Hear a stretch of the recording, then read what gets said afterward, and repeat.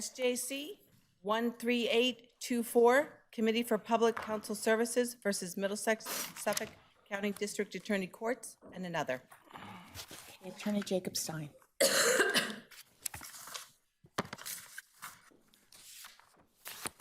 Good morning, Your Honors. Rebecca Jacob Stein from CPCS on behalf of the unrepresented defendants in Middlesex and Suffolk counties.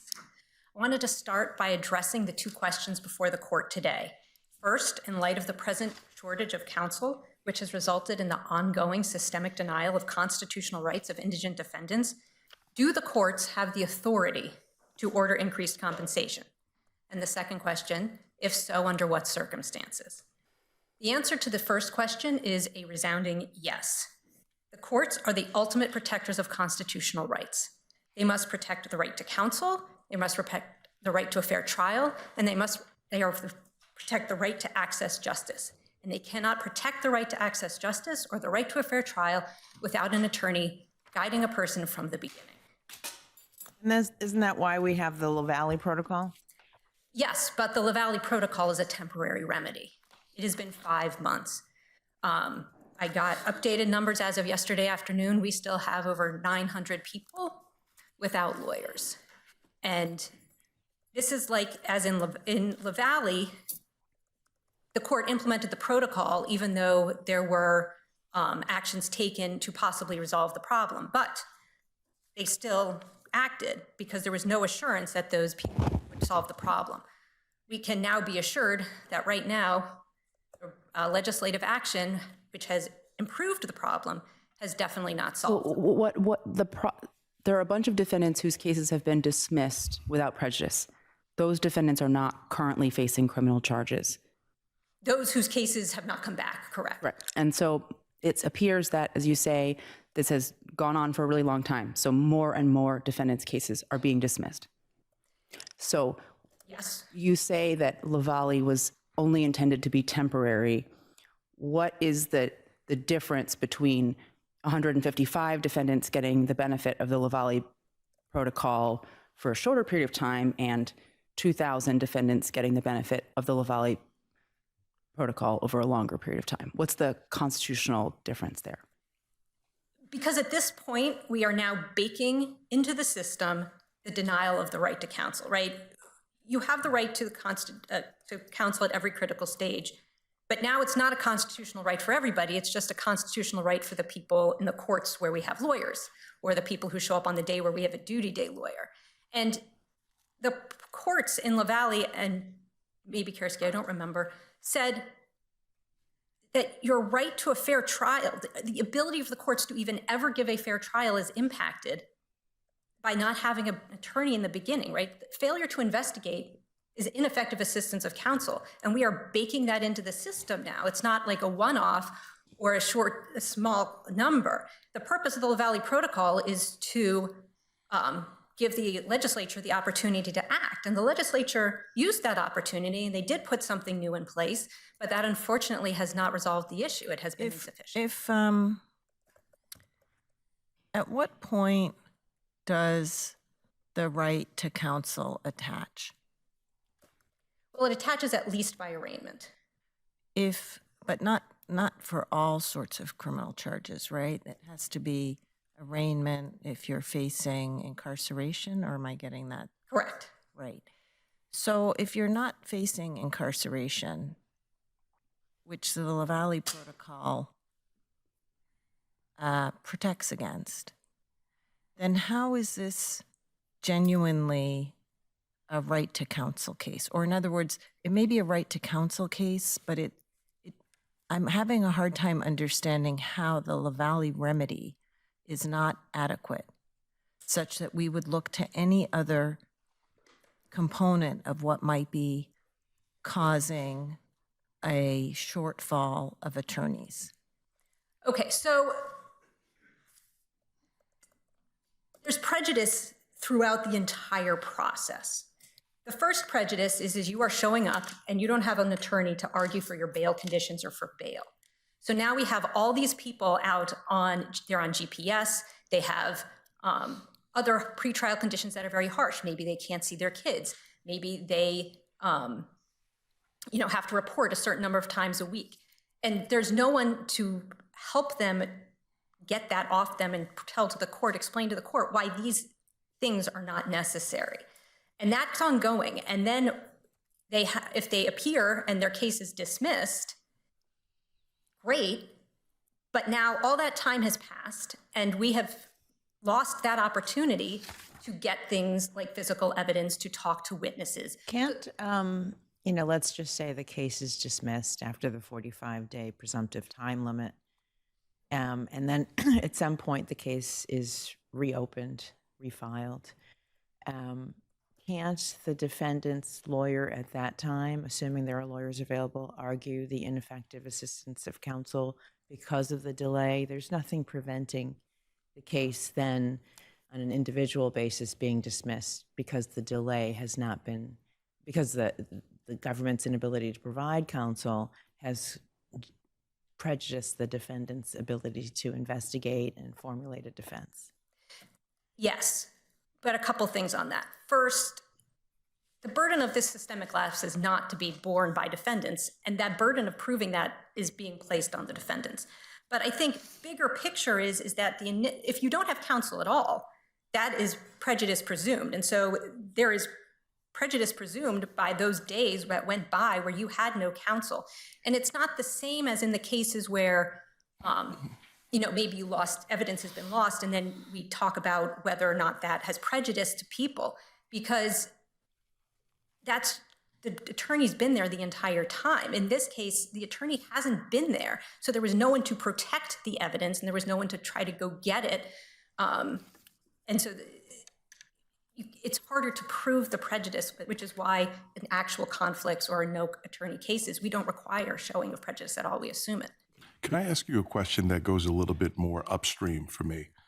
When it comes to the bar advocate program and these rates, can you tell me if you know how it's administered? And what I'm specifically looking to is when you, as a private attorney, decide that you want to take indigent cases and you sign up at Suffolk Lawyers for Justice, what is that process? Is there a contract that's entered into between the bar associations or whomever it is that's administering the bar advocate program?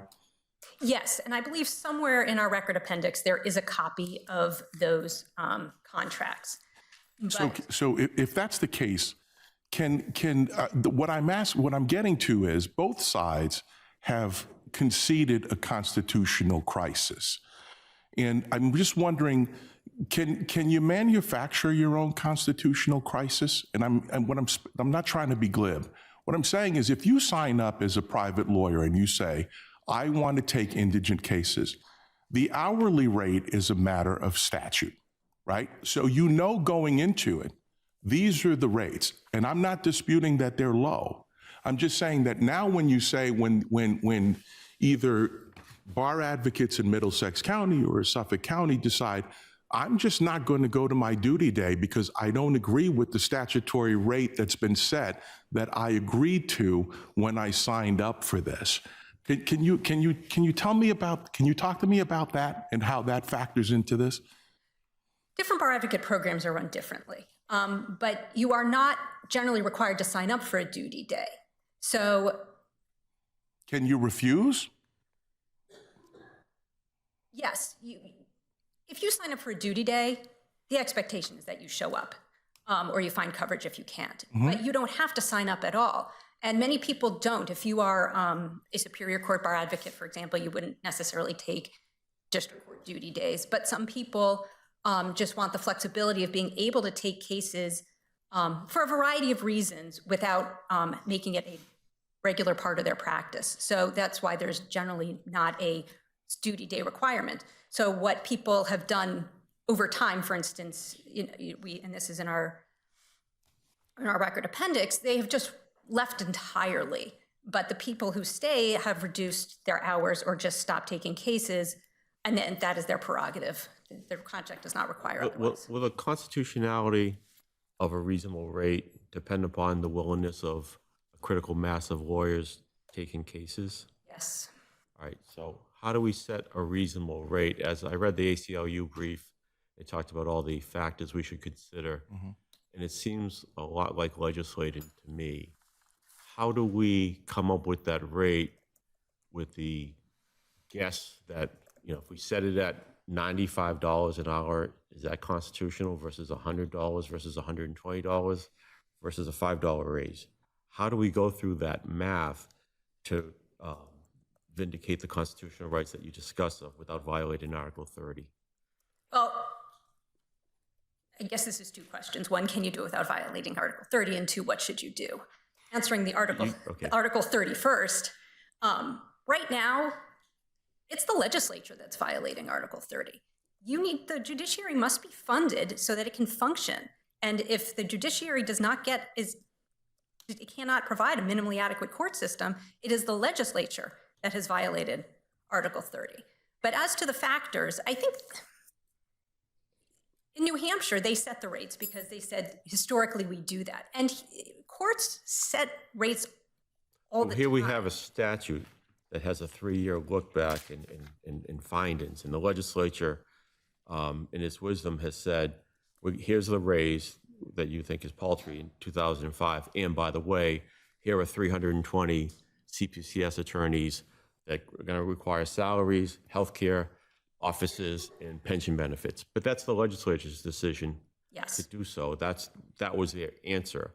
That's not the New Hampshire case, nor any other case, where there's a 3-year look back or review in raises, albeit paltry, but raises throughout that history. So that's the issue, is when you look at New Hampshire, you look at all the other cases, and a lot of them are taken cases, they're due process cases, but you look at that, none of them involve an answer by the legislature. You got your answer. You don't like it, but you got your answer. Well, it doesn't answer the underlying problem, which is that we can't provide counsel today, right? We are getting 100, at least 100. There's a graph that shows, but like the last week we reported was 143. Last week is 163. On Monday we got 44 new people. That's not cases. We count people, not cases. Who come in every week without lawyers. So even as we are addressing the backlog through the incentive program, and cases are getting dismissed through the La Valley Protocol, new cases are coming in. Some of them are probably either refiles or motions to reopen, but nevertheless, we're not at a place where we have our answer. We got an answer, but it's not a sufficient answer because we can't provide counsel. We're trying. What would Can I you, follow up on Justice Gaziano's question, though? So it can't be a purely supply and demand, right? Meaning that whatever the lawyers require is going to be the constitutional amount, right?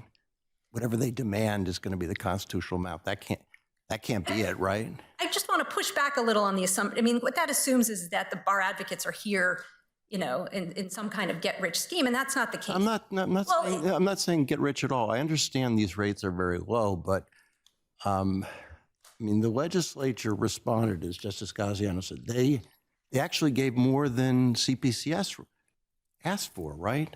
They gave higher rates than CPCS requested, and they gave more money to CPCS than CPS requested, right?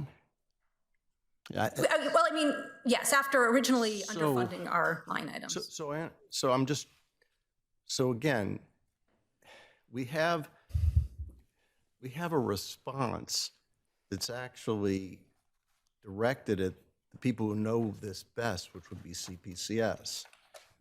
And then it wasn't enough for the private counsel, but I mean, do we really then kick the amount up? We pick the number to do that, or do we stay on our side of the separation of powers and try to, have we done everything humanly possible on our side to do that? Because the legislature's got a lot of competing problems. It's got homeless, it's got hungry, it's got people without health care. So they've got a lot of problems to solve. So do we really set a number in that environment? You have to. or you have to do something, because right now we are in a perpetual state of emergency where people are perpetually not getting lawyers and their cases are dwindling and they are under pretrial conditions, and it's just not okay. Something needs to be done. You yourself have pointed out that we've got the La Valley Protocol in place. The legislature has made some movement, and then you have the incentive program. Why shouldn't we allow the process to unfold? I think that the process is going to be unfolding over at least through the end of next year, right? Because we started the new attorneys we have. We are constantly onboarding people, but the bulk of the people we're going to be getting are coming next September. So Isn't the answer to double down on the La Valley Protocol and just make sure that these cases are actually dismissed without prejudice at the 45-day mark? That's an answer, certainly. Isn't it an answer that doesn't, it keeps us in our zone? Well, I think the question before the court is, can you raise the rates? And I think the answer to that is yes. Well, no, it's bigger than that. It's the constitutional right is the right of the criminal defendants, not the criminal defense bar. It's the criminal defendants. I mean, can we? I know this was addressed somewhat in La Valley, but the big law firms in town have pro bono programs. Has CPCS reached out to them? We did. And they've reached out and they're not filling the gap at all?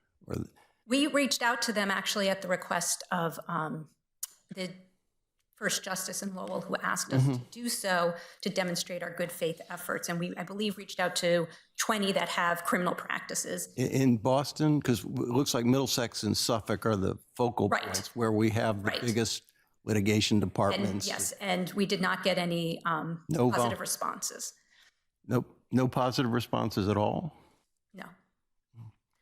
Is there a difference between ordering the legislature to make an appropriation for some hypothetical raised rate and just ordering CPCS to pay a rate that we set? That is the authority that you're suggesting that we have an authority to raise the rates and you go find the money? Or is it, dear legislature, you must appropriate X million dollars to fund a $95 an hour rate? I think the answer is you can do either. You can What case stands for the proposition that we can order the legislature to make an appropriation? You can order this expenditure of public funds absent an appropriation, and then the legislature would have to fulfill it, yes. What is your best legal authority for that proposition? I think that was County of Barnstable, but it might also have been... That case involved which fund? Was it the counties or was it? It was which government agency will Commonwealth? do Yes, it. this is not that. This is ordering the legislature to go find some money, redo its budget in order to fund a hypothetical increase. There's also First Justice, which states the inherent authority extends to the court's powers to commit the fiscal resources of the government and the government agencies, which is why you can go either way, necessary to ensure the proper operation of the courts. There's Baird, which I recognize as an old case, where that has the county had to pay the court-appointed counsel regardless of a prior appropriation. Would you agree that inherent authority is cabined by Article 30?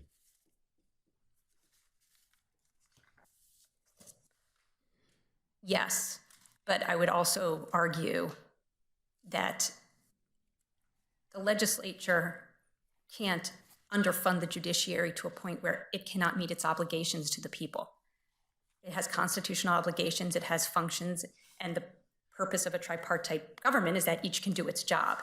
And the legislature cannot interfere with the court's ability to do its job by underfunding the courts to such an extent that it is not minimally adequate. I'm arguing that... And you're saying we've reached the point where there's nothing more we can do within our superintendent's responsibilities for the bar and for the court system. We've reached sort of our maximum, is that it? Is that what you're saying? Because in order for us to go over to the other side and start directing the legislature to spend money for this, we've got to satisfy them that we've done everything possible, right? I think there are other things you can do, and I put forth some of them in my brief. Which are what? Well, I suggest dismissing cases with prejudice at 45 days, because at that point, we have no way of knowing if we're going to be able to get you counsel at this point, given the problems we're having finding attorneys. And this merry-go-round is violating people's liberty interests if you're on GPS or under pretrial conditions. It's impacting your ability to get a fair trial later. So let's just dismiss it now. I think that would be a strong incentive. It's not that I'm arguing that there aren't other things this court could do. I haven't given a tremendous amount of thought beyond the ones put in there. Don't we have to do that first before we start telling the legislature what to do? You could. I mean, you already have, right? I know we've done a lot, but you're asking us to set an amount and require the legislature to appropriate that. That's a huge step. We've never done it before except for an $83 tape recorder. And that was to a county government, from what I remember. It wasn't even the legislature, right? No, but it does say in the case that in a footnote, that there would be no reason that they couldn't similarly bind to the state treasury. But my response to that is we want people to have lawyers.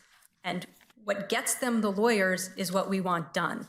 And we are trying, and we are out of ideas. We've done this incentive program. We are, onboarding our new lawyers as fast as we can, but maintaining our standards. But this is where we're at. And if the court has ideas, I'm not saying don't try them, you shouldn't try them, this is the only route. But I'm saying that this is an arrow in the quiver that this court has to make it so that people have lawyers and the judiciary can do its job of adjudicating cases and ensuring constitutional rights. If we have this arrow, do we have to declare that the current rate is unconstitutional? It seems to be that seemed to be CPCS's position, and I was puzzled by that. So originally, I was concerned that the single justice would not have the inherent authority to act without that finding. But in my reply brief, I realized that the inherent authority cannot be so cabined by a statute. So it's not that it's necessary. It is, however, implied really by the implementation of the LaValle Protocol. We're not just entering the LaValle Protocol. It's only because in the case where there's no counsel due to insufficient compensation, that it is unconstitutional. I mean, you don't have to declare it, but I think it's implied by the finding of the LaValle. Well, I think the unconstitutional aspect is that there is no counsel. Why and how much somebody needs to be paid in order to step up and do the job is a different aspect. And I think it would be very difficult to say that a rate that is at or higher than what CPCS asked the legislature to set is unconstitutional. I can't think of a way to do that. Well, I think that a statute that causes a violation of constitutional rights is unconstitutional. I think that's the argument. I mean, it's denying defendants their constitutional right to counsel. With respect, I know that the court has mentioned it a couple times. It is in the briefs of the respondents about why CPCS didn't ask for more. And I asked. And what I was told was that, we consider the CPCS, or the committee really, because they're the ones that do it, a number of factors when deciding what to ask for, right? And so that includes the fiscal situation and inflation and what's going on in our other practice areas, because we have in mental health and juvenile. That's what the legislature has to confront too. They're dealing with mental health. They're dealing with the homeless. They're dealing with the hungry. They're having to balance all of this too. That's what makes their job. And also they see a bigger picture than we do. We're only looking at the court system as you are, right? Right, but we have to be the ones to tell them this isn't good enough. I mean, they're dealing with all these other things that you just mentioned, and all of those are for my clients, right? They're the ones who are poor, and they're the ones who are homeless, and they're the ones who are mentally ill. I mean, it's all. Is CPCS still pressing this issue with the legislature? Or anybody? I believe yesterday there was a hearing. So the legislature is continuing to look at these rates and I'm not whether they're sure sufficient. I am just not sure. I knew there was a hearing yesterday, but that was on the bill that was previously filed. So I don't. And you've reached back to the private bar too for extra help. I understand you did it once, but you've been back, given this still hasn't fixed this. We need your assistance. Have you been back? I don't believe that we have been back. We are, we did, in addition to training our in-house new lawyers, we have trained some more bar advocates. More bar advocates have come in, but it's just not in the numbers that we need. And the people that have come back, everybody's their own island, and they all. Isn't that the issue, though? Everybody being their own island, and because when usually there's a strike by teachers union or firefighters union, et cetera, you can negotiate, and there's the amount. Here we have a bunch of individuals who all have agency who can either take cases or not take cases. So we don't know if we set at $95 or $96 or $100 or $120, whether there'll be a critical mass of people to solve this issue. Does that complicate things? It does, but the fact that it's hard doesn't mean we don't do it, right? I mean, Well, it does suggest that it's a legislature job, right? Because they have these fact-finding resources. They can gather all of the relevant players. They can, be subject to lobbyists.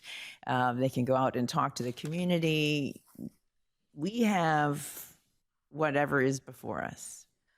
well, this court could suggest factors and send it to the single justice to have a hearing to figure out what the right rate should be. This court also has the, admittedly older now, MBA findings, the Carrasquillo Special Master Report that indicates what a fair compensation rate would be. So it's not like it would be pulling it out of thin air.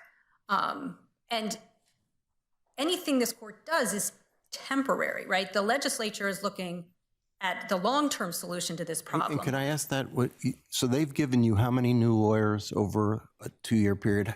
320. And will that, and I take it part of that is designed to prevent this from occurring, meaning less dependence on the private counsel in this context. Will that, in 2 years from now, is that enough lawyers, or is that going to substantially change this equation? So is this a time-defined problem too? I think it is, to a certain extent, a very time-defined problem, because if we had 320 lawyers now, I can't imagine we wouldn't be able to cover the 600 cases a month we're currently getting. So doesn't that impact on how we respond to the legislature too, that they've done something that over the long term is going to fix the problem, or at least ameliorate the problem? Doesn't that affect how we respond to them? So that it's a time-defined problem as opposed to a systematic, uncurable problem? Well, but it's a systematic, uncurable problem for the people in it right now, right? The petitioners right now don't have any end in sight, right? That it hasn't resulted in relief for these petitioners. And even if in 2 years we're all copacetic, and that would be great, we're not now, and we need to get from here to there without just deciding that we are going to violate constitutional rights of 150 some people every single week. That's a lot of people. And, the courts, I'm sure the court knows this, but we all hate the LaValle Protocol. It is tremendously burdensome, and it stinks to be a trial lawyer, a trial judge, and have to look at a defendant and go, you're on your own, right? And make decisions about people who don't have lawyers. It's awful. No one likes the protocol, which is, I guess, part of its why it works. But it just hasn't worked well enough.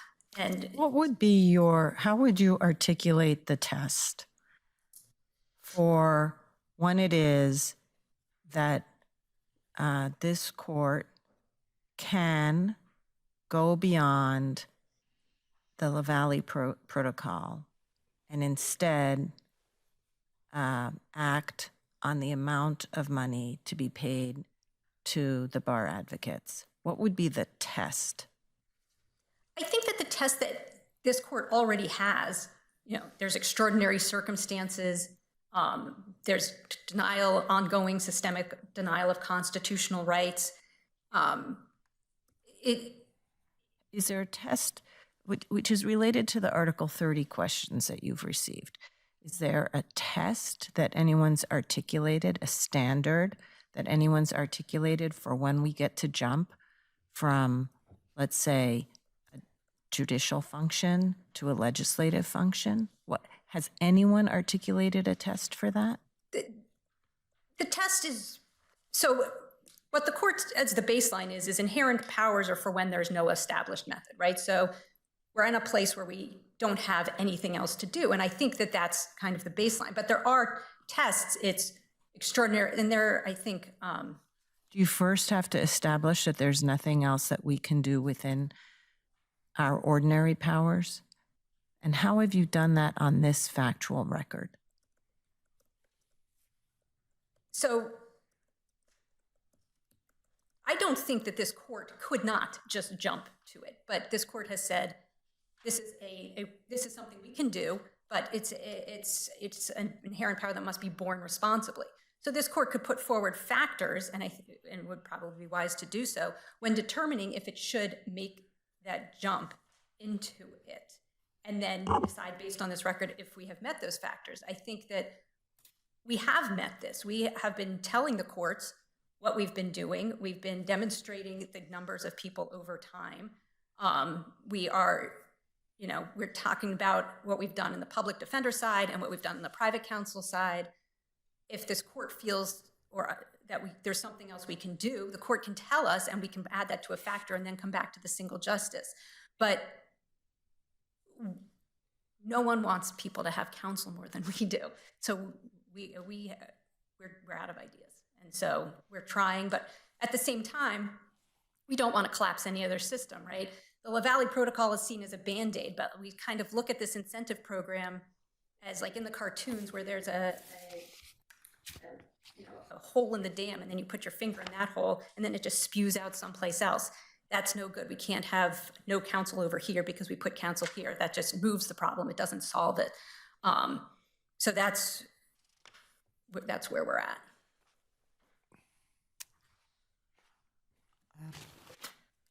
Okay. All right, thank you, Your Honors.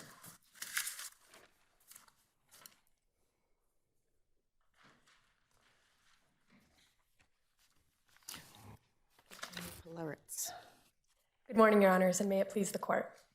Assistant Attorney General Marina Polaritz on behalf of the Middlesex and Suffolk County District Courts and the Boston Municipal Court. Your Honors, the reported question asks that you determine whether this court, or any court, may set bar advocate compensation rates that are inconsistent with those established by the legislature. The courts respectfully request that you answer that question in the negative and hold that any judicial rate setting would be inconsistent with the separation of powers as defined in Article 30 of the Massachusetts Declaration of Rights. Your Honors, the power at issue in this case is fundamentally and quintessentially legislative. Is that a categoric rule you're setting? I mean, if we've exhausted everything on our side and the private bar is not helping, we still can't do anything. It's a categoric, because, Article 30 isn't, as we say, watertight, right? Yes, Your Honor, it is absolutely the case that Article 30 is not watertight. So we're proposing a categoric rule that no matter what, even if we send you back and tell you to talk to the private bar and we've done everything humanly possible on our end, we still can't go here. It's a categoric violation of Article 30. Your Honor, the position of the courts is not categorically that the court can do nothing. No, it is that categorically the courts may. More Justice Wolhojan's last question. I see why we shouldn't be crossing the line if there's still things for us to do. But if we've exhausted everything possible, don't we have the power then to cross the line or no? Your Honor, the position of the courts would be that there should be no circumstances where the courts cross one particular line. Mm-hmm. And that line is judicial rate setting in this particular case. There are no circumstances where the courts should do that for at least two reasons. First, as your honors have already stated, it would be plainly inconsistent with the core power of the legislature, that being evaluating the many competing policy interests and financial interests that underlie each and every legislative decision, particularly given the limits, the inherent limits placed on state funds. The second reason, your honor, is that there is great benefit to this court providing clarity for bar advocates and for all other stakeholders that the role of the courts is not to set attorney compensation rates. But we've done it. I mean, there are a slew of cases where the court has both assigned defense counsel and ordered the payment of the rate that the court determined was reasonable to that counsel. Your Honor, first, with respect to cases where that happened in the past, all of those cases took place prior to the system that has been established with the creation of CPCS. And so you think that the creation of CPCS has ceded this inherent authority of the courts, even when that system does not result in the protection of the constitutional rights of the defendant. That somehow, by creating CPCS, the legislature has stripped the courts of the inherent authority they had prior to CPCS's creation. Your Honor, in each of, as your Honor correctly points out, in each of the cases that existed prior to the creation of CPCS, judicial decisions with respect to what might be an appropriate rate of compensation for attorneys were not inconsistent with any existing statute. As of now, General Law, Chapter 211D, Section 11A, exists and sets concrete, clear compensation rates for bar advocates, which does indeed mean that any court action inconsistent with that rate would violate the separation of powers in a way that it did not prior to the creation of that. So we have an Article 30 problem pitted against a Article 12 Sixth Amendment right to counsel problem. Which one wins? Your Honor, first, the question there with respect to whether the court can determine whether there is indeed a constitutional problem here in the sense of these bar advocate compensation rates being inconsistent with the constitutional right of criminal defendants. Again, criminal defendants. No. The constitutional right is the right to counsel. Correct, Your Honor. I'm not talking about how much counsel gets paid. That might be a taking. I don't know what that would be. But the constitutional right that's at issue is the defendant's constitutional right to counsel. And so that's why I posited the question. A particular defendant has the right to counsel, correct? Yes, Your Honor. Okay. And that right is being violated because for at least, 900 people currently, they are not represented. Your Honor, I have two answers to that question. So let me ask the question. Sure. The question is, you're saying we can't set a rate because it interferes, we're prohibited from doing so by Article 30. But if we don't, we allow defendants to continue to have their constitutional right to counsel to be violated. Your Honor, I disagree that by this court refusing to set a rate and doing so to violate the separation of powers, it is necessarily going so. That is all that it can do. It is certainly the case that the SJC may evaluate the constitutionality of statutes. The SJC may evaluate in an appropriate case, and this is not that case, Your Honor, whether or not General Law Chapter 211D, Section 11A, which sets the compensation rates, is unconstitutional for the reasons that Your Honor articulated. However, what it cannot do is go beyond a finding that the law is unconstitutional for one reason or another and proceed to make appropriations by ordering that the legislature change the rates that are paid to bar advocates. Well, is there something short of ordering the legislature to do so? That was my question to opposing counsel. And we have the situation, which we've had here at least 5 times in the course of this case, a single judge issuing a rate for a particular case in order to move that case forward. Your Honor, the position of the courts would be that individual judges setting individual rates would surely be inconsistent with the separation of powers and introduce many additional deeply problematic elements into the system of criminal defense in Massachusetts. If individual judges were permitted to determine what particular rate is appropriate in a particular case, first, this would be fundamentally inconsistent with the system set up with the creation of CPCS, which provides for uniform rates for bar advocates. It would also create deeply perverse Have incentives. you seen this before? So that's my question. So prior to CPCS, judges could assign counsel, they could determine the reasonable rate, and it had to be paid somehow. After CPCS is created, your argument is that we no longer have that authority. Is there, I guess I'm wondering how we lost that authority.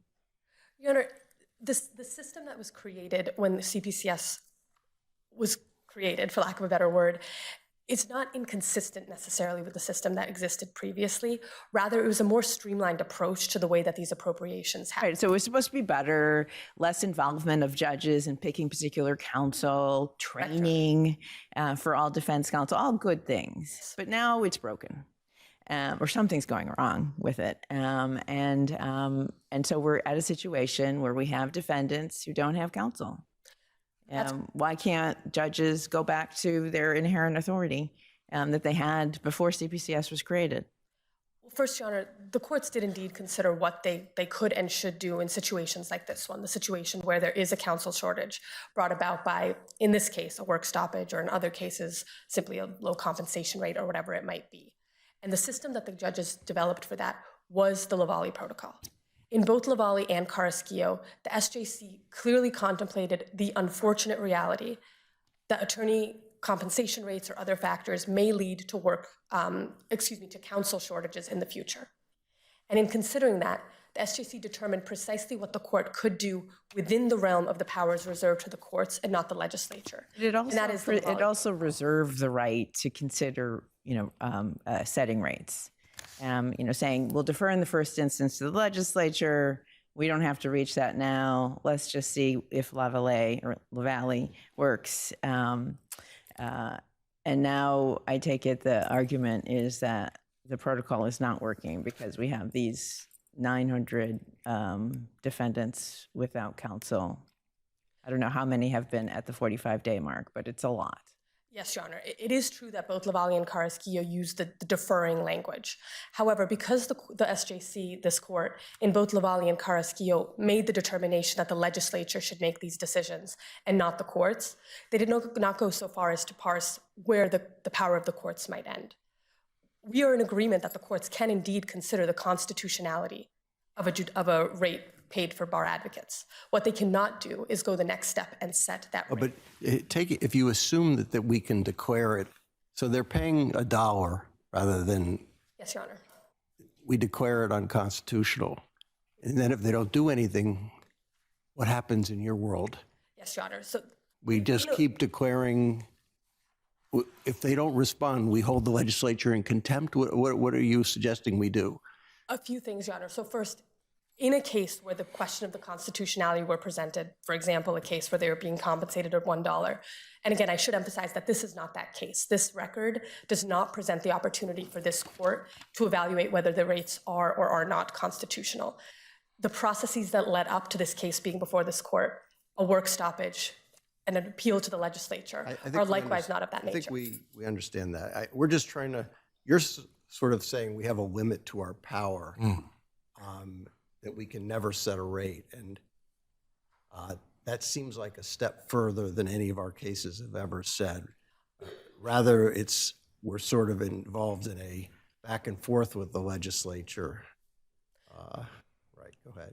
Understood, Your Honor. And again, the position of the courts is indeed that the proper response consistent with the separation of powers would be a statement by this court that it can never set rates. However, if this court is not inclined to go that far and to hold that there is a categorical limitation on the ability to set rates, the only way that this court could do so consistent with the case law, including, for example, County of Barnstable, would be in a situation where the legislature or the executive branch of government have interfered with the judiciary's core constitutional functions.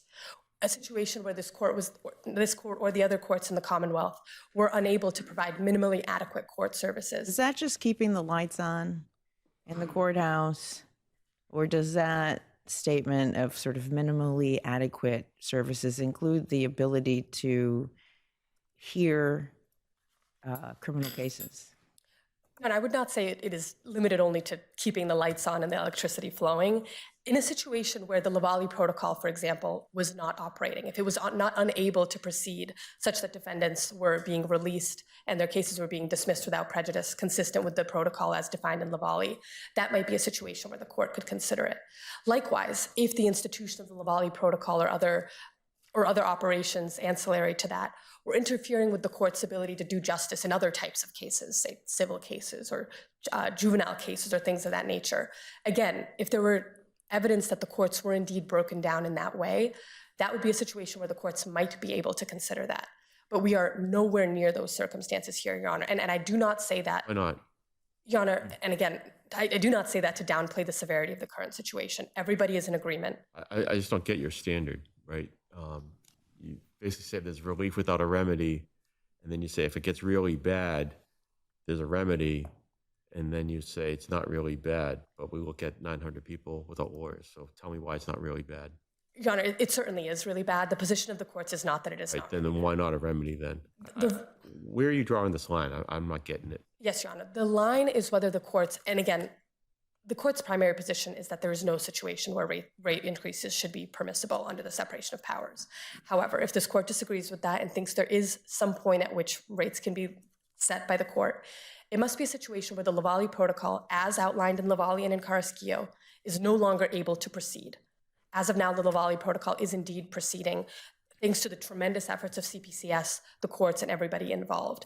Everybody is in agreement that it is proceeding. So why is anybody still being held after 45 days after CPCS has shown good faith efforts by itself and bar advocates? Your Honor, there are a number of reasons that there are some cases that go beyond the strict, precise 45-day mark. You know how many there are right now? I don't know the precise number right now. Is it Your over Honor. 100? I believe it is over. Okay, so why are 100 defendants languishing after 45 days and you're telling me Lavallee is working?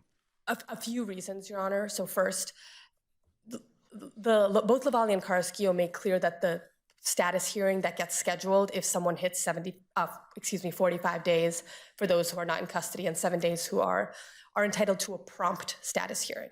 It does not state that status hearing has to happen precisely at the 46-day mark, simply because the logistical and scheduling challenges associated with that would be untenable. Is that the situation? Is it just like, okay, a week later? For some defendants, yes. For some defendants, the courts do anticipate that although they are past the 45-day mark, they will have a Because I hearing. thought I read some transcripts where the judge who was in charge of the Lavallee hearings was declining to release the defendant because the defendant posed a public safety risk given the charges against the defendant. And CPCS had not asked for a raise hike for particular defendants. And for that reason, that defendant was continued to be held the case continued for more than 45 days. Is that right? Your Honor, the factors that Your Honor articulated with respect to the role of public safety, the role of any additional efforts that CPCS or bar advocate organizations could make are all part of the question that all judges must consider at a Lavallee hearing as to whether the CPCS Do you think and the bar that advocate... the CPCS's good faith efforts include efforts to increase rates? No, Your Honor. No, Your Honor. CPCS has been making good faith efforts, specifically with respect to staff attorneys. There's not been as much information provided in the record with respect to the good faith effort of bar advocate organizations, simply because they are not a party in this case and they have not presented evidence with respect to those good faith efforts. However, it is true that some defendants can be held, or can have their cases remain pending beyond 45 days if a judge does indeed make a finding that there were no good faith efforts by CPCS or by the bar advocates. And that is something that courts may properly consider. Another reason, Your Honor, is that there are some defendants who have defaulted in the past, and therefore their cases have continued beyond the 45-day mark because they have not come to court on a day where their case may have been dismissed pursuant to the Lavallee Protocol. How do we know when it's enough? As Attorney Jacobstein pointed out, people's constitutional rights are being violated right now. What are we to do about that? Your Honor, the first thing is something this court already did by establishing in Lavallee and Carrasquillo how to address it in the immediate term. Moreover, the branches that are tasked with addressing situations such as this one, specifically the legislature and also CPCS itself, have made recent substantial efforts to begin to create a holistic system to address the crisis that is going on now.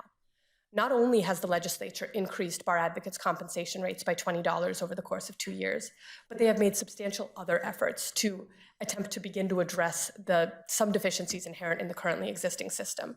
As previously stated, and as Attorney Jacobstein stated, there are 320 additional CPCS staff attorneys who are going to be hired over the course of the next 2 years. Not only that, Your Honors, the legislature has ordered that the Inspector General put together a report comprehensively evaluating and assessing the system of indigent criminal defense that exists here in Massachusetts.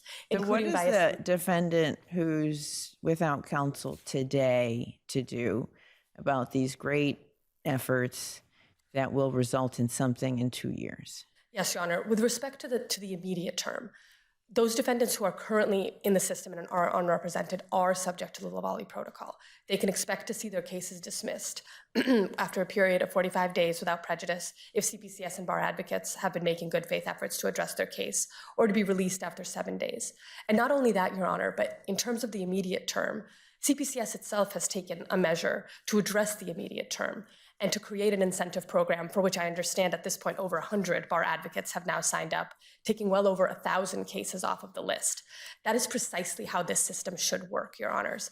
Although it may well be the case that— When was that incentive program created? Your Honor, that incentive program was created last week. It went into effect at the end of October, yes. And it expires? November 17th, Your Honor, or on such date when there is no longer a backlog. Counsel, can I ask you a question that I'm still confused about your position? So you said, you start off by telling us that you think that there's no situation where we should do this. But in your brief, you said that if we disagree with that we should only do so temporarily. So I guess I'm trying to square those two positions. Because in the brief, you don't suggest what metric that should attach to that. So what metric or what do you propose should be the time frame if we do say it's only temporary? What's the metric that we have to apply for before any judicial intervention that you say we shouldn't do should now obtain?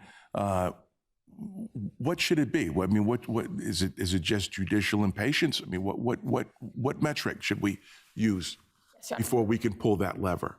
Yes, Your Honor. The problem that you identify is precisely the reason that our primary position is that the court should never do this, because once we get into that level of line drawing, it is a legislative function. Sure, but I'm getting to the point where you say, correct, if we do and we disagree with that, tell me how we should implement that. Yes, Your Honor. If the court disagrees and finds that it can do it, the reason that we say that the court should do so only temporarily is simply to allow the legislature time to act. That's what I'm getting at. Assuming that we're saying legislature, go act, we're raising it temporarily, what metric should we then use? We can't go on indefinitely, so I'd like to get an answer to that. Yes, Your Honor. If the court were to set a rate temporarily and defer to legislative action, and then either legislative action did not happen or legislative action did not happen at a level that resolved the crisis, then and only then could the court consider the standard that I articulated earlier with respect to whether the actions of the legislature made it no longer possible for the court to continue to execute its core constitutional function, that being the provision of justice to all manner of litigants, so be they criminal defendants or others. That would be the question for the court to consider, and it would need to be brought in a separate case in which those sorts of arguments were raised to the court. And indeed, Your Honors, in the out-of-state cases cited by CPCS and by others in this case, those were the circumstances presented to the courts, circumstances where the courts could indeed consider where, in the absence of legislative action, often over a period of a decade or more, they could consider what next to do.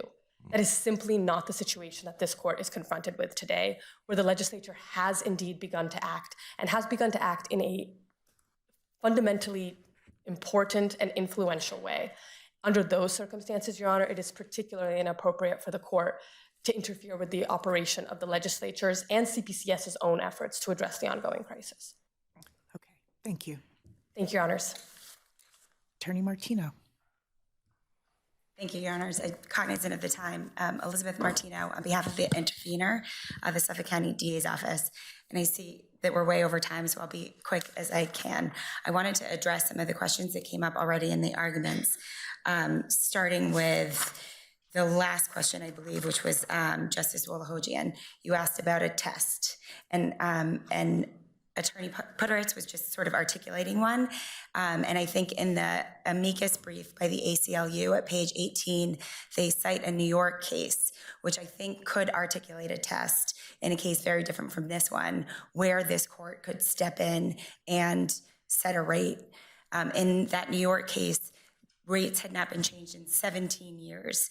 There was an organic shortage that was demonstrated on the record of over years, a shortage of attorneys that was resulting in a deprivation of the right to counsel for many unrepresented defendants. And the court, the New York Supreme Court, entered a declaratory injunction saying this rate-setting statute that's been in place for 17 years is unconstitutional because it's resulting in an attorney shortage that is creating this deprivation of counsel that cannot be remedied any other way. They then raised rates temporarily under the injunction and forced the legislature to act. I think that could be a model of something that this court could do under very different circumstances, as Attorney Putteritz just said. The case here is totally unprecedented and different from all of the cases that are cited in any of the briefs. There are, of course, cases where compensation rates have been found to be unconstitutional. Arnold v. Kemp, State v. Lynch, there's another one with a really long name.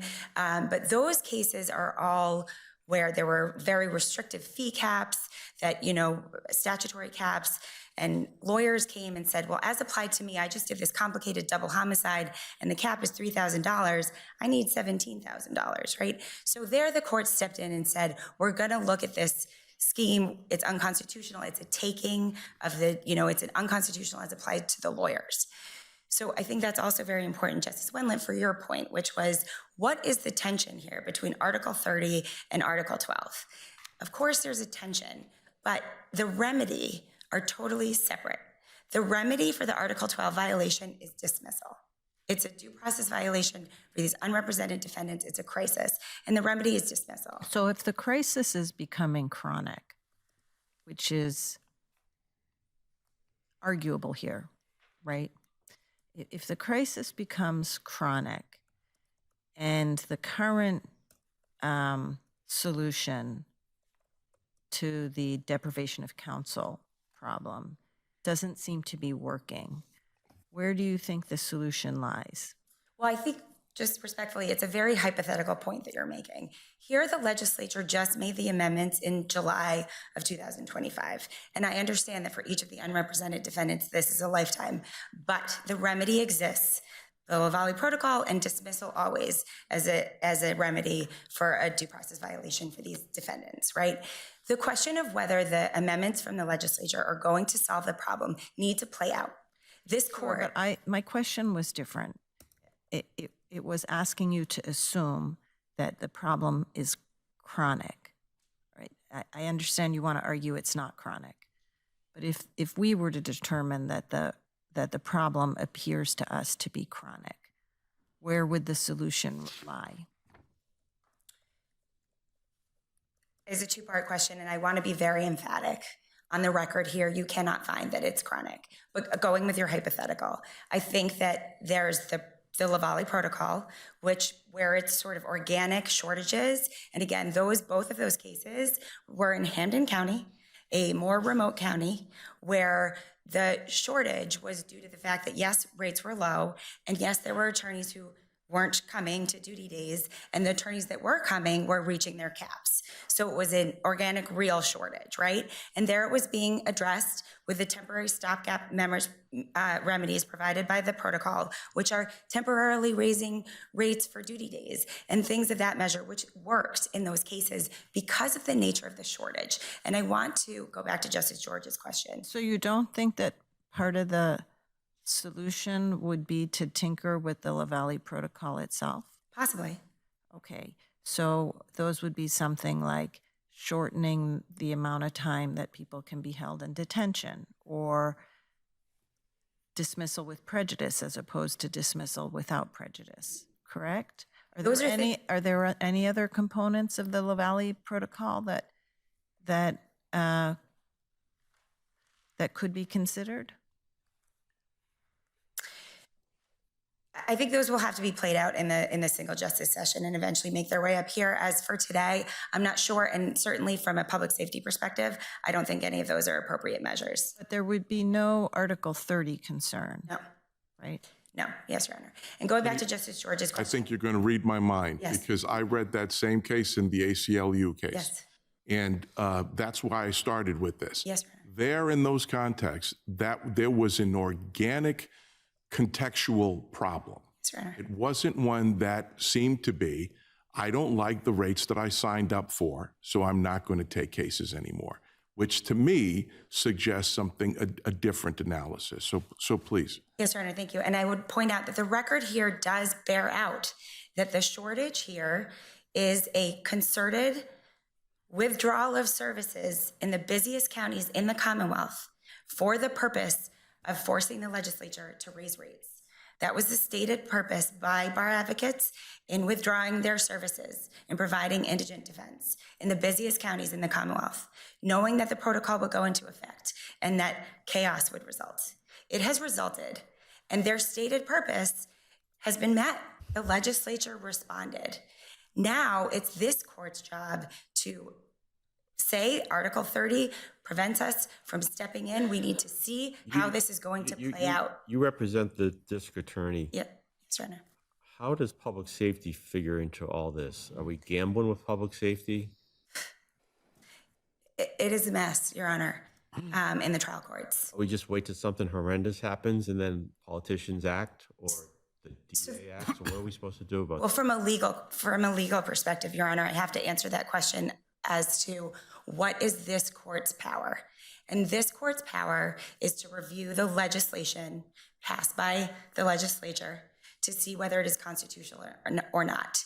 Chapter 211D sets statutory caps for private attorneys, and those statutory caps, when annualized, are on par or more than what prosecutors and salary public defenders are earning, notwithstanding their private work that they can do. So if that's unconstitutional, that's for this court to decide. But it would certainly be a huge departure from any precedent cited in any of the cases that I could find, which are the only times that a court can step in and say that rates are unconstitutional is when the legislature has not acted for decades. But from your, following up on Justice Gaziano's question, you've got a concern about public safety. We have a concern about public safety. So are there solutions to that problem that the people who are presenting dangers, we may need to revise the LaValle protocols to take into account danger more intensely than we're doing right now? I just don't know the answer to that, but it can't be just, okay, we're going to wait for a crisis, right? Well, I have grave concerns about public safety, certainly, and that is a huge starting point.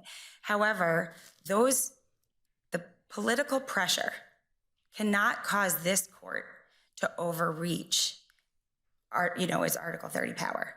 The power of this court is to look at the constitutionality of the statute. Right, but we have to address public safety. That's part of our responsibility. We can't ignore the public safety. Oh, sorry, yes, Your Honor, and Forget about the politics and pressure.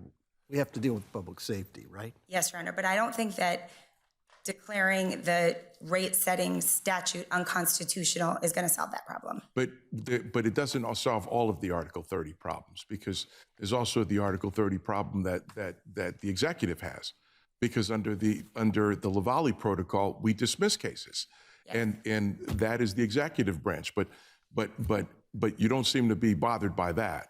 Well, that's just because that's the narrow question here. Sure. Today.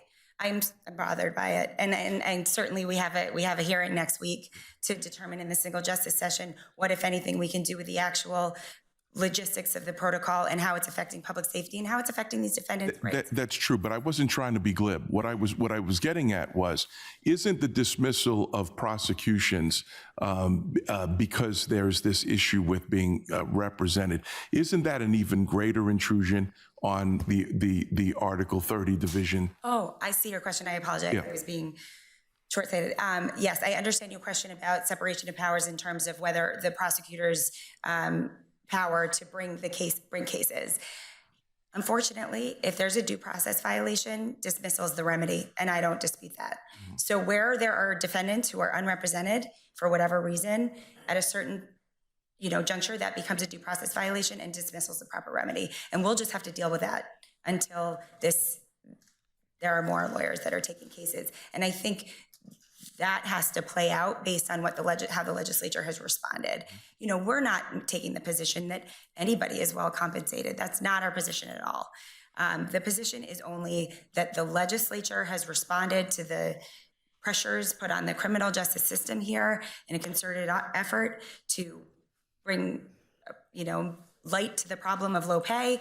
The legislature responded, and now we have to let it play out.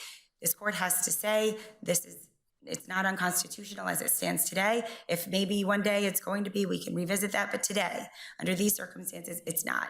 And then we have to see whether lawyers come back to work. So your position is that even individual judges can't raise the rates? So I note that in a footnote, Your Honor, in the intervener's brief. I actually agree with the petitioners where they say, in extraordinary circumstances, perhaps an individual trial judge may, under extraordinary circumstances, have the inherent power to keep the essential functions of the court going. But how do you square that? I saw that footnote, so that's why I'm asking the question, because how do you square that with it's sort of intervening with the legislature's decision on an ad hoc basis for any individual case? So the legislature has written 211D, right, which vests with CPCS the authority and the mandate to provide indigent defense. The way that is done is left to the sole discretion of CPCS without any judicial or legislative oversight. So it is not up to individual trial judges to appoint lawyers from a list, or that's CPCS contracts with the private lawyers. So let's bring it to what's happening. There is a justice who is increasing rates to $100 an hour, which is more than what the legislature has set even recently, more than it will set in the next year. Your position, as I understand the footnote, was that was fine. Well, I think there's policy reasons why I think it's judicious for the trial judges to use restraint in so doing, if at all. But I do think that there's legal authority in exceptional circumstances to do it under O'Coins and First Justices to keep the essential functions of the court going. I'm not here to say exactly what those parameters may I don't know if the AG would agree with you on this one. They don't. Right, so that's Sorry, the issue. How could an individual judge who doesn't have superintendent's authority, as we do, increase rates when it would be unconstitutional to do so for us? Well, I think it would be unconstitutional to do it. So that would be to rewrite the statute, to make an appropriation, to say across the board, facially, this is an unconstitutional statute and we're going to raise rates, right? I think an individual judge, if they're faced with an extraordinary circumstance, and I could be wrong, but this may be the limit. I would think that You really want where it's 700 trial judges making these decisions on an individual basis? You really don't want that. Well, as a policy basis, I think no. And again, that's the extraordinary circumstances. But if it's to keep the lights on, I mean, go ahead. So that's the question, really, is what does it mean for the courts to be continuing to function? Right. Does it mean that the door is open and they're holding Lavallee protocol hearings in an orderly fashion and, maybe with some delay here and there that needs to be remedied, but they're dismissing cases. The courts are functioning because they're dismissing cases. They're not actually adjudicating as many criminal cases as they might be, and a very large number of criminal cases are being dismissed because there's no counsel. Is that the court? Is that the court functioning, or is the court functioning that the court is adjudicating all of the criminal cases that are charged? well, I think your hypothetical as posited is different than what's actually happening because there are lots of cases being adjudicated. certainly. So the Lavalley protocol is happening. It's in, 2 counties. It's not statewide. And certainly there are more lawyers, and the record bears this out, a lot more lawyers showing up for duty days now than there were at the outset. So the courts are functioning, and I agree with, So this goes back to your position about extraordinary circumstances. It seems to me peculiar to say that it amounts to extraordinary circumstances falling roughly within the O'Coin's line of cases, which I take you to be referring to, that a particular criminal case not be prosecuted. Yeah, I guess my point in that is that I think individual trial judges have an authority under O'Coin's to sort of keep the essential things going. If they need to buy a stapler, they can. Do you know what I mean? If they need to call in a lawyer, are public defenders staplers? I mean, that I don't mean to be glib, but that really is the, O'Coin's refers to that the judiciary has inherent authority to ensure that there are adequate personnel. In O'Coin's, there was a missing stenographer, so they got to buy a recorder. What is your position on whether public defenders are part of the administration of justice? And I think, I'm muddying a little bit the broader argument of the intervener, but I think that the authority is in an extraordinary circumstance of a particular judge. If, for example, they want to say there's a lawyer that's, in the courtroom and not necessarily, a bar advocate on the CPCS list contracted with the Suffolk Lawyers for Justice. Pursuant to the rule that already exists. Yes. So that I think is the authority, but I don't think it extends under the superintendent's power where a statute is not unconstitutional to just raise rates in order to. But when these cases get dismissed, even under the Lavalley protocol, the case is being adjudicated. I mean, it's not like this is a separate category of dismissals. It's no different than going into the second session in Dorchester and having 90% of those cases DWOP. Well, I think the only difference, Your Honor, is that the protocol interjects presumptive release dates and presumptive dismissal dates as opposed to just a regular due process analysis of, when is dismissal required. So that's really the difference. But yes, they're being adjudicated and resolved.